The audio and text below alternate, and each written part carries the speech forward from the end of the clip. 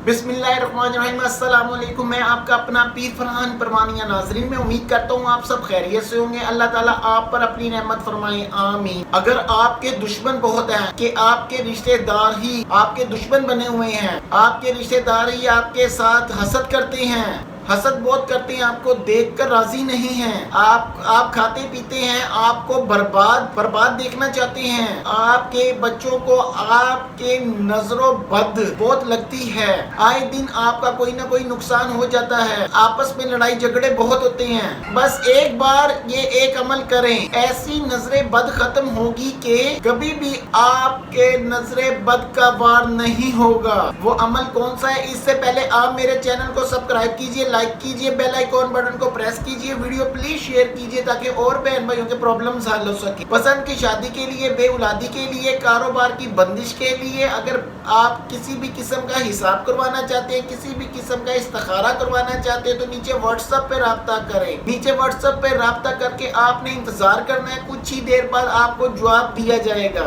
चले अब आते हैं वो अमल कौन सा है। अगर आपका बच्चा नजरे बद का शिकार है या आपके शोहर को या आपको नजरे बद लगी हुई है, जो घर में लड़ाई झगड़ा बहुत करता है, तंग करता है, पहले वो बहुत अच्छा था, अब नजरे बद लगने की वजह से लड़ता है, कुछ भी नहीं करता, यही मसला है, उस पर पढ़कर ये दम कर दे, इंशाअल्लाह बिल्कुल ठीक हो जाएगा। वो अमल कौन सा है? 5 वक्त की नमाज पढ़ें। वो अमल कौन सा है? पाक साफ रहें, 5 वक्त की नमाज पढ़े, नमाज ईशा की नमाज अदा करके आपने अपनी जगह पर बैठ जाना है और 313 मरतबा आपने आयत करीमा पढ़नी है और 3 दफा दुरूद इब्राहिम पढ़ के आपने दुआ मांगनी है। अल्लाह ताला के हुक्म से आपके दुश्मन को अपनी पड़ेगी इंशाअल्लाह।